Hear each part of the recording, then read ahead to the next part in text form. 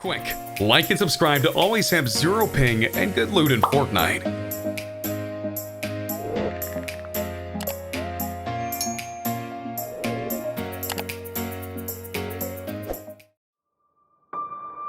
See, I actually don't even know how I should say my name.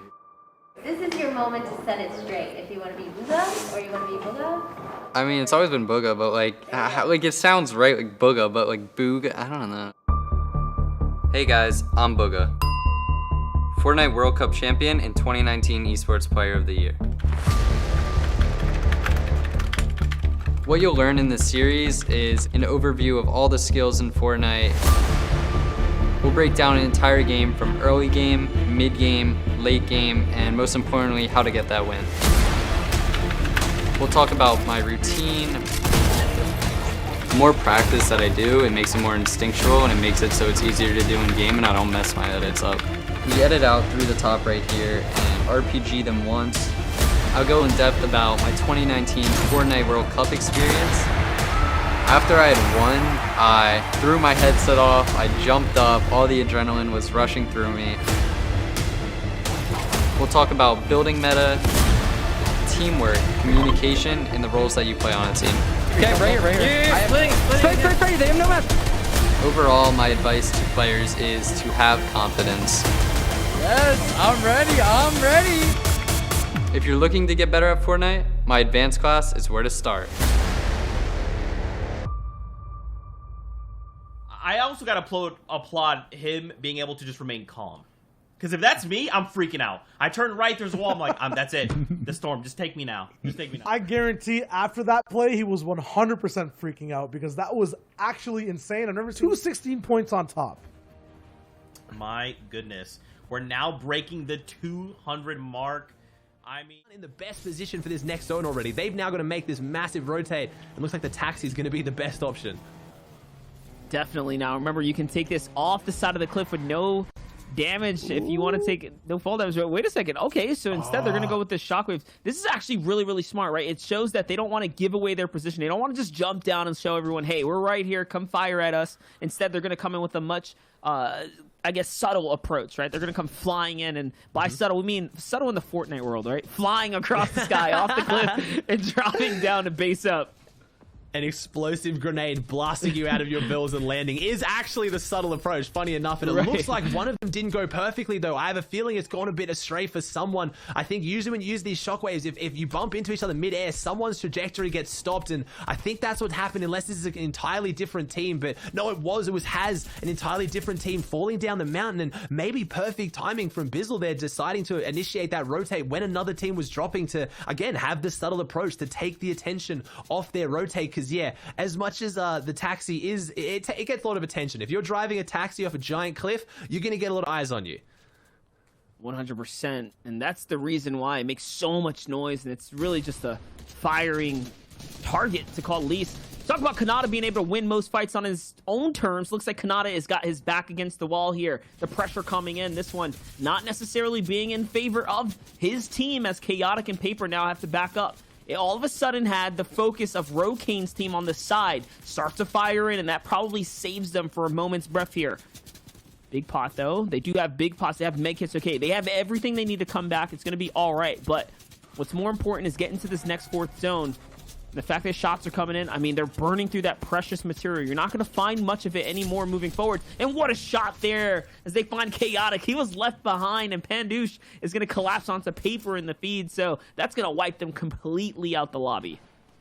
And that's a team that was interesting for me. Haz, Chaotic, and Paper. I was watching them a lot in the warm-ups. They came second in the warm-up week, but man, they looked like one of the most dysfunctional teams I've ever watched. So I was kind of hesitant to see how well they'd go, and unfortunately struggling a little bit this weekend. Definitely need to change something up, but we'll have to see as we get this beautiful panning shot of teams that are in a bit of a better position. And one team I'm noticing having a much better performance today so far, Monster, is our Hispanic team. They really struggled yesterday, and I said they needed to change something up. I think they've almost already got more points in their first game today than all of their games yesterday. Oh my gosh.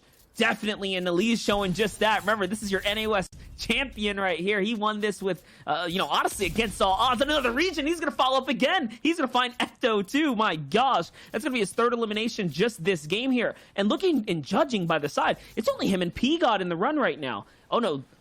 Yeah, actually, it's only him and P-God right now in this game here. And like you said, that first game, the previous one, it seems like they W-keyed the entire lobby. They picked up so many different frags. Now it's a Liege onto Glaze. Glaze is by himself. Remember, Nick A30 and Ops have already been wiped out of the competition. RT is probably forcing the agenda here as he's putting shots in. But the panning shot's going to show us what's going on the other side of the map.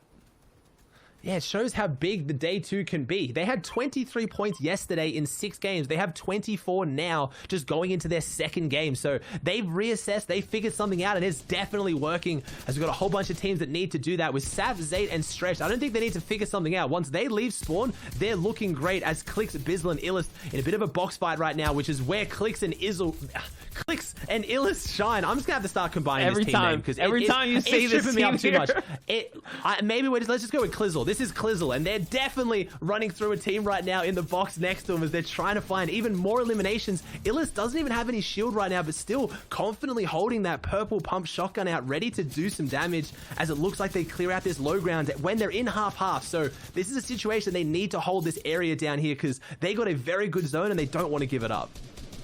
2 huge minis there to pop off by Illest. Now to follow up the Chug Splash. That's going to keep him alive and in control of the low ground layer. Remember, half in, half out is sitting right on top of these players. We talked about Mars having a good comeback day today. They have that half in, half out. The question is, what are you going to do with it? They also are up in that middle ground layer. On the other side, Xset in the comfortable position they love to be in. Low ground. Last game, they got nothing for points. It was actually just Shark who was alive at the end here. And now, finally, Knight and Av are here to back them up.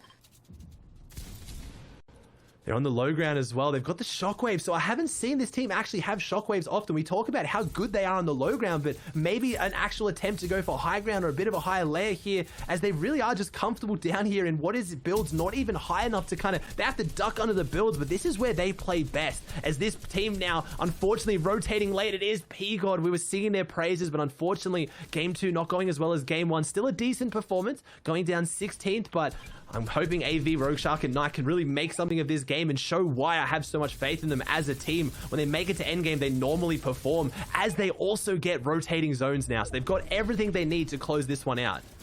And you can see the 3-2-1 coming in now. The fire rate from another team. This is the second time around now. We're seeing someone like their team right now sit on the outer edge of the storm and just get absolutely targeted. It's not something you see very often, especially being inside a metal base. But for whatever reason, everyone feels like they want a piece of the action here.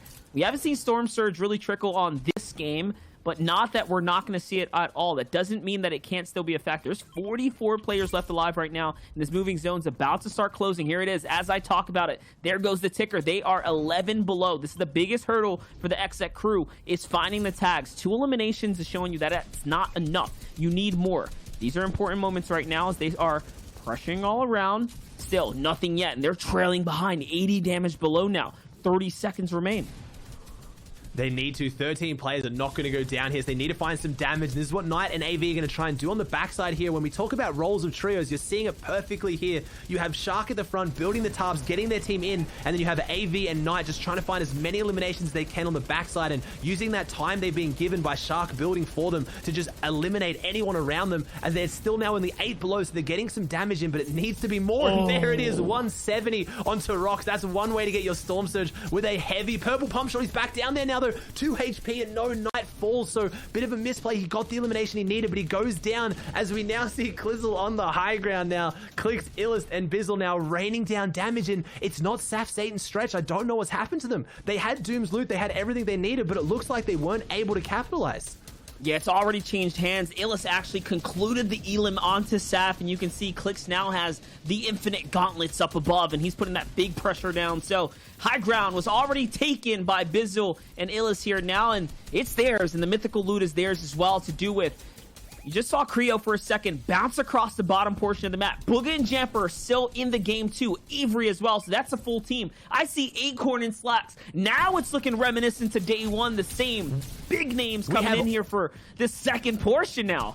we have all top 5 teams. We also have still Reverse, Day, and Miro. So I think we have every top 5 team still in this right now, trying to push this out. We had a 3v3v3 yesterday with the top 3 teams, which is monumentous. We might have even bigger here today, as they are still taking everyone out. I see Jacques in the feed. I still see Bugha in the feed. Clix now as well. Reverse pushing through. This is about to be such a big game for the leaderboard, because whoever can try and get their footing in this one, maybe get this victory royale, is going to jump up on anyone around them, as they're all playing so consistently. You can't play good Fortnite today. You have to play phenomenal Fortnite. As Reverse goes down, unfortunately, crash padding through all the boxes. He is finally found as Miro trying to do something here with only 25 shield and 25 health. And no, he drops down and goes down, but Clix is on top of his throne right now, so high up with so much control. That's right. He's not going to get touched. Not while he's all the way up there, though. It's Jack, though, who's causing all the havoc down here. And their team's going to have 6 eliminations. You're looking at Slacks and Acorn still alive right now. Chug Splash is going to bounce them right back into the competition. For the high ground team, though, Illest here, rounding out to 8 eliminations, so high ground is paying its way right now. And in the low ground, Jack and Acorn Slack struggling now to just try and stay alive. That pressure coming down, because they're in second height, is so massive that they're working their way down right now. They want to keep getting off of this pressure moment. And now, here comes the shock pads, or the crash pads from up above. It is becoming more and more chaotic, as now the little mountain here is going to spell disaster for everyone.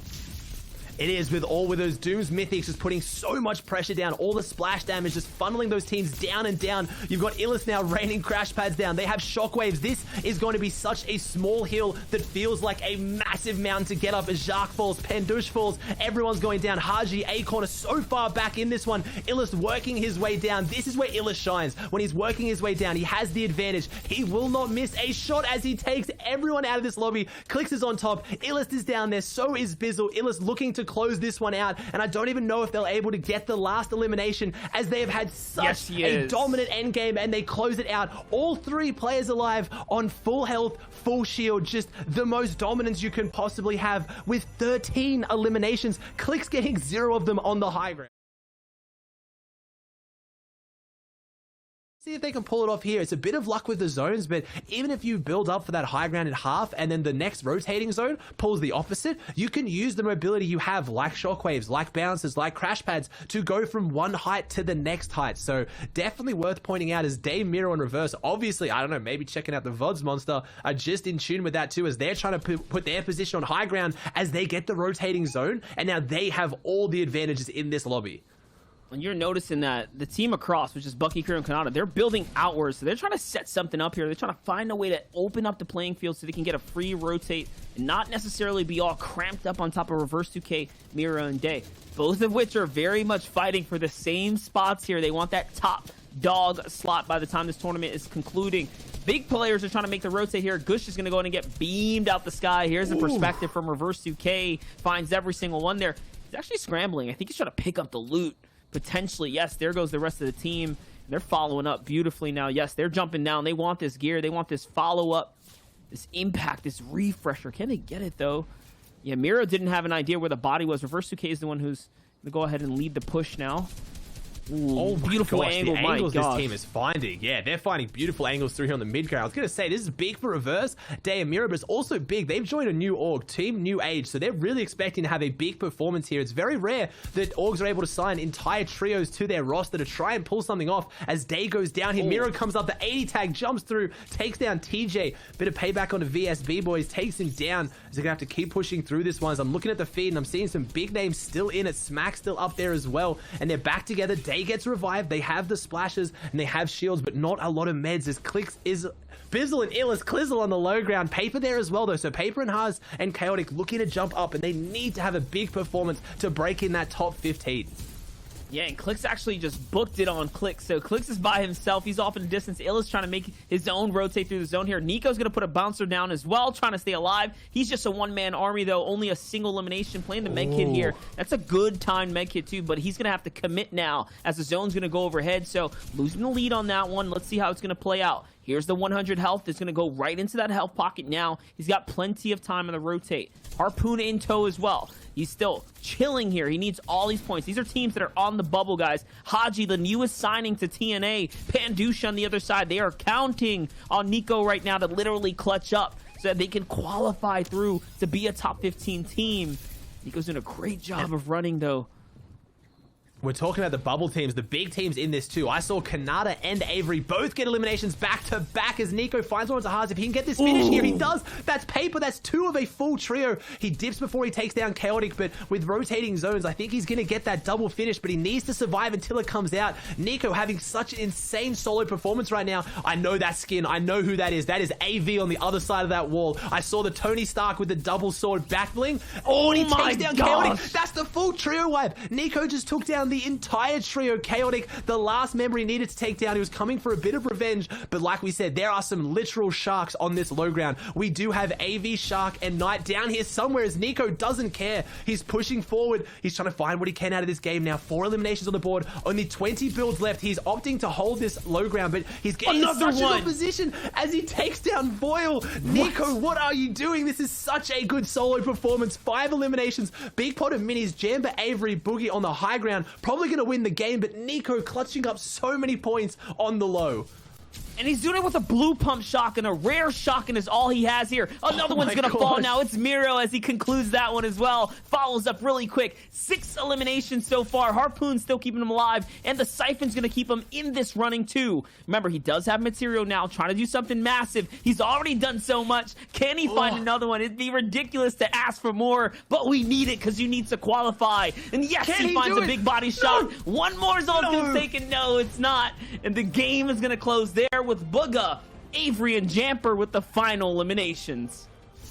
And that's when you know, when you have a full trio on high ground that is in first place and we're showing someone on low ground just dropping elimination after elimination, you know they are popping off in such a big way. Big performance and a big shake-up on the leaderboard, but not for first place. They get another win. So we'll have to see if the analyst can break it down for us.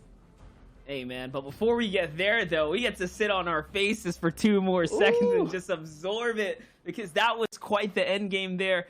My gosh, Nico just pulled something off that we have not seen. Listen, the FN competitive Twitter's been going crazy with the shout-outs. I hope we go and throw that one. Tag that man. Check him out, because that was ridiculous. Let's see what the analysts have to say about this. We have so much more insight here on the FNCS Grand Stage table. What a game number 4 that was. We're going to go ahead and toss it over now. Break it down for us, boys. Yo, Nico, my goodness. That was the run of runs. That was so sick. Now, granted, on the other side, Bugha and Avery were prepared for it. But had they not been, Nico potentially could have made that play, right? Just constantly moving box to box on the low ground, saying, look, I also got to applaud him being able to just remain calm. Because if that's me, I'm freaking out. I turn right, there's a wall, I'm like, that's it. The Storm, just take me now. Just take me now, Storm. It's over. I guarantee after that play, he was 100% freaking out because that was actually insane. I've never seen Nico that active. Where does it put his trio, though, Zeke? How far can they rise up? Remember, Bugha won the game, 216 points on top. My goodness. We're now breaking the 200 mark. I mean, again, it's just more of the same than what we're seeing, right? The top 5 haven't changed. They're just slowly pushing themselves higher and higher in the point total. I mean, Reese, you know, Bizzle's still up there. He's still in 4th. He can still do it. He can still do it indeed. He's been even...